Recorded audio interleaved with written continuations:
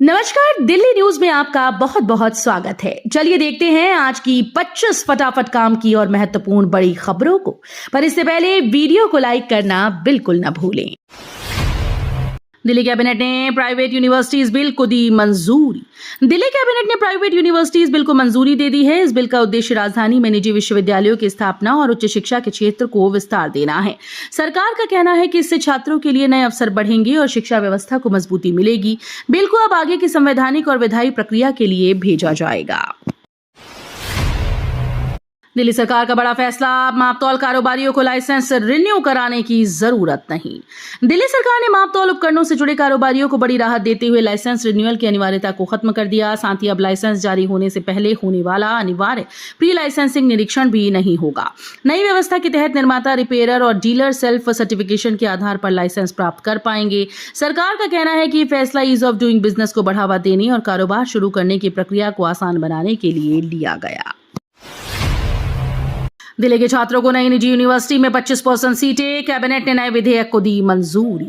दिल्ली सरकार के नए निजी विश्वविद्यालय विधेयक के तहत राजधानी के छात्रों को बड़ी राहत मिलने जा रही है। प्रस्तावित नियमों के अनुसार नई निजी यूनिवर्सिटीज में दिल्ली के विद्यार्थियों के लिए 25% सीटें आरक्षित रखने का प्रावधान होगा। साथ ही विश्वविद्यालयों को यूजीसी और राष्ट्रीय शिक्षा नीति 2020 के मानकों का पालन करना होगा। स्वतंत्रता दिवस से पहले दिल्ली मेट्रो अलर्ट, डीएमआरसी ने यात्रियों के लिए जारी की एडवाइजरी।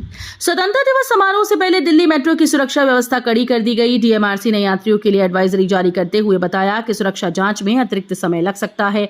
मेट्रो स्टेशन पर चेकिंग बढ़ाई गई और यात्रियों से सहयोग की अपील की गई। यात्रियों को सलाह दी गई कि वे समय से पहले स्टेशन पहुंचे और प्रतिबंधित सामान लेकर बिल्कुल न आए। सुरक्षा एजेंसीज और मेट्रो प्रशासन स्वतंत्रता दिवस को देखते हुए पूरी सतर्कता बरत रही है।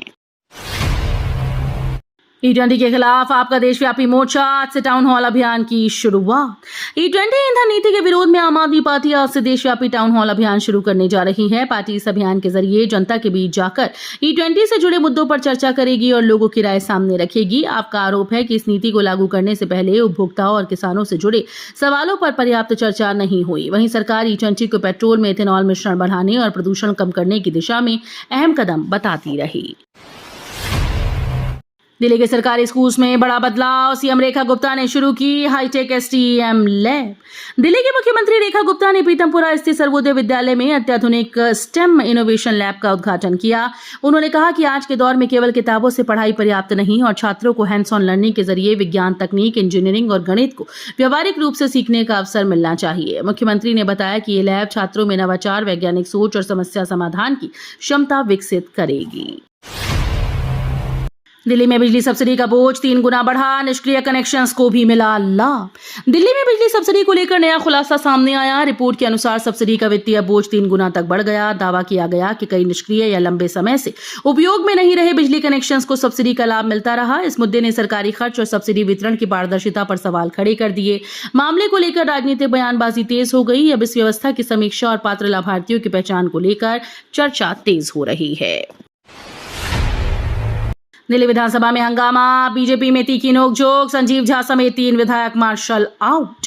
दिल्ली विधानसभा का सत्र हंगामे की भेंट चढ़ गया। आम आदमी पार्टी और बीजेपी विधायकों के बीच तीखी बहस और जोरदार नारेबाजी देखने को मिली। सदन में बढ़ते शोर शराबे के बीच स्थिति इतनी बिगड़ गई कि संजीव झा समेत 3 आम आदमी पार्टी विधायकों को मार्शलों की मदद से सदन से बाहर कराया गया। विपक्ष ने सरकार पर अपनी आवाज दबाने का आरोप लगाया, जबकि सत्ता पक्ष ने नियमों के उल्लंघन की बात कही।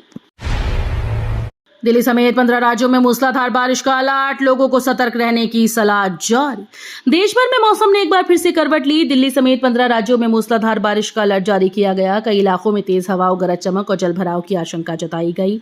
मौसम विभाग ने लोगों से अनावश्यक यात्रा से बचने और सुरक्षित स्थानों पर रहने की अपील की। निचले इलाकों में रहने वाले नागरिक विशेष सावधानी बरतें। प्रशासन भी संभावित आपात स्थिति से निपटने के लिए अलर्ट मोड पर है। दिल्ली विधानसभा में ओजोन मुद्दे पर कपिल मिश्रा बोले, किसी का घर नहीं टूटेगा। दिल्ली विधानसभा में ओजोन क्षेत्र में निर्माण और संभावित कार्रवाई का मुद्दा जोरदार ढंग से उठा। इस पर मंत्री कपिल मिश्रा ने सदन में स्पष्ट कहा कि किसी का घर नहीं तोड़ा जाएगा और लोगों के साथ अन्याय नहीं होने दिया जाएगा। उन्होंने भरोसा दिलाया कि सरकार कानून के दायरे में रहकर समाधान निकालेगी और प्रभावित परिवारों के हितों का पूरा ध्यान रखा जाएगा। छठ से पहले दिल्ली सरकार का बड़ा तोहफा, बिहार के 6 शहरों के लिए नई बस सेवा शुरू। छठ महापर्व से पहले दिल्ली सरकार ने बिहार के यात्रियों को बड़ी राहत देने का फैसला किया। अब दिल्ली से पटना, गया, मुजफ्फरपुर, दरभंगा, पूर्णिया, भागलपुर के लिए नई अंतर्राज्यीय बस सेवा शुरू की जाएगी। पहले चरण में करीब 70 बसेस चलाने की तैयारी है। सरकार का लक्ष्य है कि दिवाली के बाद और छठ से पहले ये सेवा शुरू हो जाए, ताकि त्योहार के दौरान ट्रेन की भीड़ कम हो और यात्रियों को आरामदायक सफर मिल सके। दिल्ली में जलभराव और जाम पर सरकार सख्त, एनएचएआई, पीडब्ल्यूडी समेत सभी विभागों को मिली डेडलाइन। दिल्ली सरकार ने राजधानी में जलभराव और ट्रैफिक जाम की समस्या को लेकर बड़ा एक्शन लिया। लोक निर्माण मंत्री प्रवेश साहिब सिंह की अध्यक्षता में हुई बैठक में NHAI, PWD, MCD, DJB, DDA, DMRC और दिल्ली पुलिस समेत सभी विभागों को लंबित परियोजनाएं तय समय सीमा में पूरी करने के निर्देश दिए गए। बैठक में महिपालपुर, NH-24, पांडवनगर और पटपड़गंज अंडरपास समेत जलभराव वाले क्षेत्रों की समीक्षा की गई। 15 अगस्त से पहले दिल्ली में high alert, second hand car dealers पर पुलिस की कड़ी नजर। स्वतंत्रता दिवस से पहले दिल्ली पुलिस ने राजधानी में सुरक्षा व्यवस्था और कड़ी कर दी है। सभी जिलों को second hand car dealers, brokers और पुराने वाहनों की खरीद बिक्री से जुड़े रिकॉर्ड की गहन जांच के निर्देश दिए गए। पुलिस बिना दस्तावेजों वाले वाहन सौदों और संदिग्ध गतिविधियों पर विशेष नजर रख रही है। इसके साथ ही दिल्ली की सीमाओं पर वाहन जांच, होटल, गेस्ट हाउस सत्यापन, किराएदार वेरिफिकेशन और कबाड़ी बाजारों की निगरानी भी तेज कर दी गई। IIT दिल्ली में आज बड़ा दिन, पीएम मोदी करेंगे AI आधारित सुपर कंप्यूटर का उद्घाटन। IIT दिल्ली के 57वें दीक्षांत समारोह में प्रधानमंत्री नरेंद्र मोदी मुख्य अतिथि के रूप में शामिल होंगे। इस अवसर पर वे संस्थान के सोनीपत परिसर में स्थापित AI आधारित हाई परफॉर्मेंस सुपर कंप्यूटर परम प्रज्ञा का ऑनलाइन उद्घाटन करेंगे। समारोह में कुल 3036 छात्रों को स्नातक, परास्नातक और PhD की डिग्रीज प्रदान की जाएंगी। साथ ही उत्कृष्ट प्रदर्शन करने वाले छात्रों को प्रेसिडेंट्स गोल्ड मेडल और डायरेक्टर्स गोल्ड मेडल समेत कई प्रतिष्ठित पुरस्कार भी दिए जाएंगे।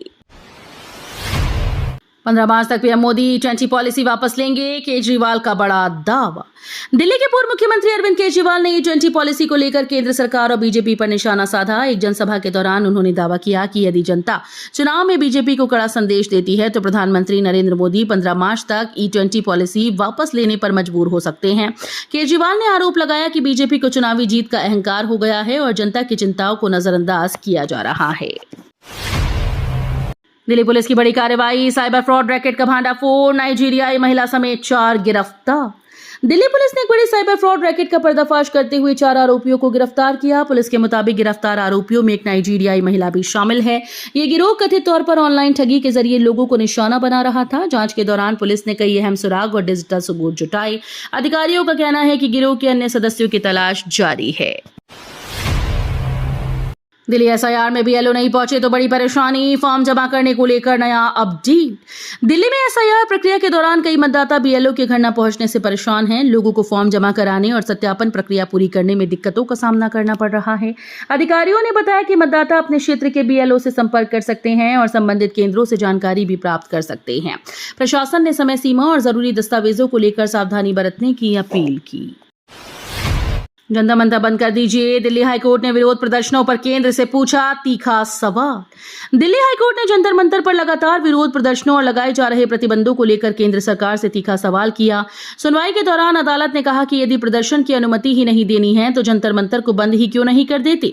कोर्ट ने यह टिप्पणी उस याचिका पर सुनवाई के दौरान की जिसमें प्रदर्शनकारियों को अनुमति न मिलने का मुद्दा उठाया गया था।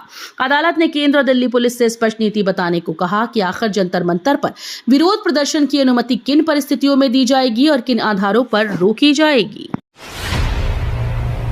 दिल्ली विधानसभा में गूंजा रेखा गुप्ता जिंदाबाद, महिलाओं ने दिल्ली लक्ष्मी योजना का किया स्वागत। दिल्ली विधानसभा परिसर में उस वक्त नारे गूंज उठे जब महिलाओं ने मुख्यमंत्री रेखा गुप्ता का स्वागत किया। महिलाओं ने रेखा गुप्ता जिंदाबाद के नारे लगाए और दिल्ली लक्ष्मी योजना को लेकर खुशी जताई। इस दौरान समर्थकों ने सरकार की महिला केंद्रित योजनाओं की सराहना की। योजना को लेकर महिलाओं में उत्साह देखने को मिला। वहीं राजनीतिक गलियारों में भी इस पहल को लेकर चर्चा तेज हो गई। आयुष्मान भारत से 2000 अस्पताल बाहर, नियम उल्लंघन पर कार्रवाई। आयुष्मान भारत प्रधानमंत्री जन आरोग्य योजना को लेकर बड़ी जानकारी सामने आई। नियमों के उल्लंघन और अनियमितताओं के चलते 2000 से ज्यादा सूचीबद्ध अस्पतालों को योजना से बाहर किया गया। अधिकारियों के अनुसार कार्रवाई का उद्देश्य योजना में पारदर्शिता बनाए रखना और लाभार्थियों को बेहतर स्वास्थ्य सेवाएं प्रदान करना है। वहीं देश में मेडिकल शिक्षा को बढ़ावा देने के लिए PG मेडिकल सीट्स की संख्या बढ़ाने पर भी जोर दिया जा रहा है। सीएजी रिपोर्ट में दिल्ली सरकार पर वित्तीय अनियमितता और नीतिगत खामियों के गंभीर आरोप। सीएजी यानी नियंत्रक और महालेखा परीक्षक की रिपोर्ट को लेकर दिल्ली की राजनीति गर्मा गई। रिपोर्ट में सरकारी योजनाओं, खर्च प्रबंधन और नीतियों के क्रियान्वयन को लेकर कई सवाल उठाए गए। इसमें वित्तीय अनियमितता और प्रशासनिक कमियों का जिक्र किया गया। रिपोर्ट सामने आने के बाद विपक्ष ने सरकार पर निशाना साधा, जबकि सरकार की ओर से जवाब दिए जाने की बात कही गई।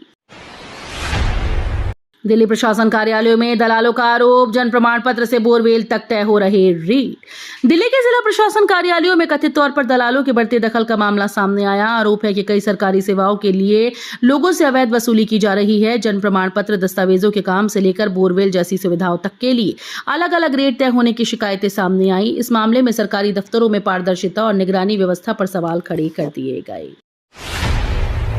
दिल्ली पुलिस की बड़ी कार्रवाई, सरकारी परीक्षा में हाईटेक नकल कराने वाले गिरोह का भांडाफोड़। दिल्ली पुलिस ने सरकारी परीक्षाओं में हाईटेक तरीके से नकल कराने वाले गिरोह का पर्दाफाश किया। पुलिस के अनुसार आरोपी आधुनिक उपकरणों और तकनीक की मदद से अभ्यर्थियों को अनुचित लाभ पहुंचाने की कोशिश कर रहे थे। जांच के दौरान गिरोह से जुड़े कई अहम सुराग और सबूत सामने आए। पुलिस अब नेटवर्क से जुड़े अन्य लोगों की तलाश में जुटी है। दिल्ली एससी के 2 बड़े फैसले, मैगी केस रद्द, डाबर को भी मिली बड़ी राहत। दिल्ली हाईकोर्ट ने शुक्रवार को 2 अहम मामलों में बड़ी राहत दी। पहले फैसले में 2015 के मैगी विवाद से जुड़े दुकानदारों और सप्लायर्स के खिलाफ सभी आपराधिक मामलों को रद्द कर दिया गया। कोर्ट ने कहा कि बाद की वैज्ञानिक जांच में मैगी निर्धारित सुरक्षा मानकों के अनुरूप पाई गई। वहीं दूसरे मामले में डाबर इंडिया को राहत देते हुए हाईकोर्ट ने FSSAI के उस आदेश के अमल पर अंतरिम रोक लगा दी, जिसमें कंपनी को 100% शुद्ध, 100% प्राकृतिक और 100% ऑर्गेनिक जैसे दावों के इस्तेमाल से रोकने को कहा गया था। गूगल मैप से सड़क हादसों पर लगेगी लगाम, ब्लैक स्पॉट आते ही मिलेगा मोबाइल अलर्ट। दिल्ली पुलिस ने सड़क हादसों को कम करने के लिए नई पहल शुरू की। अब गूगल मैप्स की मदद से वाहन चालकों को खतरनाक ब्लैक स्पॉट की जानकारी पहले ही मिल पाएगी। जैसे ही कोई वाहन ऐसे संवेदनशील स्थान के करीब पहुंचेगा, मोबाइल पर अलर्ट जारी कर दिया जाएगा। इस व्यवस्था का उद्देश्य चालकों को सतर्क करना और दुर्घटनाओं की संख्या घटाना है। दिल्ली की सड़कों पर बढ़ती सुरक्षा चुनौतियों को देखते हुए ये तकनीकी कदम अहम माना जा रहा है। तो ये थी आज की बड़ी खबरें। रोजाना ऐसे ही सबसे पहले अपडेट पाने के लिए चैनल को सब्सक्राइब करना बिल्कुल न भूलें। धन्यवाद।